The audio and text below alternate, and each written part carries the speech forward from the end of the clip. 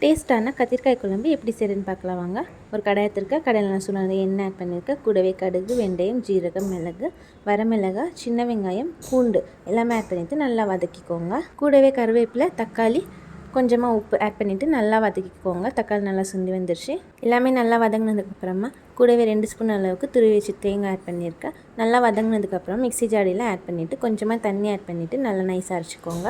அதுக்கப்புறமா ஒரு கடாயில் எண்ணெய் ஆட் பண்ணியிருக்கேன். எண்ணெய் நல்லா சூடானதும் கடுகு, வெந்தயம், கருவேப்பிலை ஆட் பண்ணிக்கோங்க. கூடவே கட் பண்ணி வச்சுருக்க சின்ன வெங்காயம் ஆட் பண்ணிவிட்டு நல்லா வதக்கிக்கோங்க. கட் பண்ணி வச்சுருக்க கத்திரிக்காய் இதில் ஆட் பண்ணிவிட்டு நல்லா வதக்கிக்கோங்க. கத்திரிக்காய் ப்ளஸ் மாதிரி கட் பண்ணிக்கோங்க, அப்போ தான் டேஸ்ட்டாக இருக்கும். இப்போ கத்திரிக்காய் நல்லா வதங்கினதுக்கப்புறமா கொஞ்சமாக உப்பு ஆட் பண்ணிவிட்டு அரைச்சி வச்சுருக்க மசாலா ஆட் பண்ணிவிட்டு கூடவே கொஞ்சமாக தண்ணி ஆட் பண்ணியிருக்கேன். இப்போ கொதிக்கிற ஸ்டேஜில் குழம்பு தூள் ஆட் பண்ணிவிட்டு நல்லா கலந்து விட்டுக்கோங்க. மஞ்சள்தூள் அப்புறம் புளி தண்ணி கொஞ்சமாக ஆட் பண்ணிவிட்டு நல்லா கொதிக்க விடுங்க.